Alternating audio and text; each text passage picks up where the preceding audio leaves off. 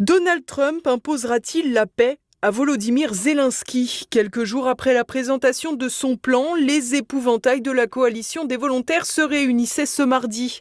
Une réunion de spectateurs qui vise avant tout à cacher le réel, la sortie du jeu diplomatique des Européens. En effet, après une contre-proposition en 19 points de Bruxelles, qui pour une fois a joué la simplification, tout porte à croire que c'est bien la copie de Donald Trump qui s'impose pour définir les derniers ajustements d'une éventuelle paix sur le terrain. Problème, ces diversions européennes polluent l'avancée d'une copie crédible et salvatrice, comme l'avait provoqué sciemment l'ancien Premier ministre britannique Boris Johnson en 2022. Lundi, Volodymyr Zelensky estimait que la copie n'était pour autant pas satisfaisante pour imaginer le retour de la paix. Dans les démarches que nous avons coordonnées avec la partie américaine, nous avons réussi à inclure des points extrêmement sensibles sur la table, y compris la libération complète de tous les prisonniers de guerre ukrainiens, selon la formule du « tous pour tous », ainsi que des civils, et le retour complet des enfants ukrainiens enlevés par la Russie. Ce sont des étapes importantes, mais pour parvenir à une paix réelle, il faut plus, beaucoup plus. Pourtant, contrairement aux affirmations des médias atlantistes, la proposition de Donald Trump impose des concessions territoriales à Moscou par rapport à sa zone actuelle de domination sur le front.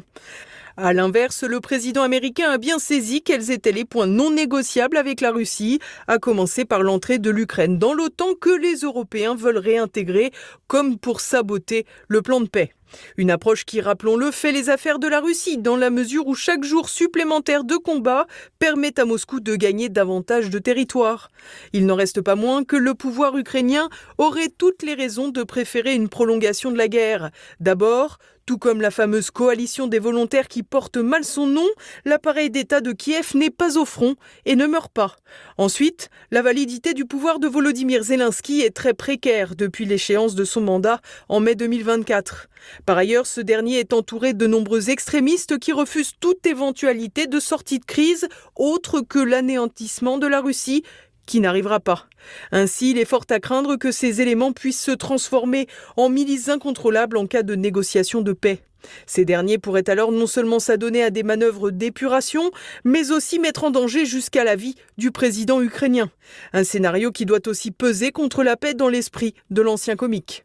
Toutefois, les révélations du scandale de corruption au sommet de l'État pourraient changer la donne. C'est en tout cas ce que pense le colonel en retraite Pierre de Jong. Quand on a découvert les 28 points du plan qui n'a de paix que le nom, que les territoires ukrainiens qui sont occupés actuellement par la Russie, notamment les régions de Lugansk, Donetsk, passées sous le contrôle russe, que l'armée ukrainienne perde un tiers de son effectif. Oui, voilà, c'était dramatique pour les Ukrainiens. Donc, ça paraît une bonne nouvelle. On se rappelle aussi qu'il y a à peine plus de 10 jours, de nouvelles sanctions américaines contre les géants pétroliers russes sont entrées en vigueur, que les États-Unis avaient approuvé une vente d'armes de 105 millions de dollars.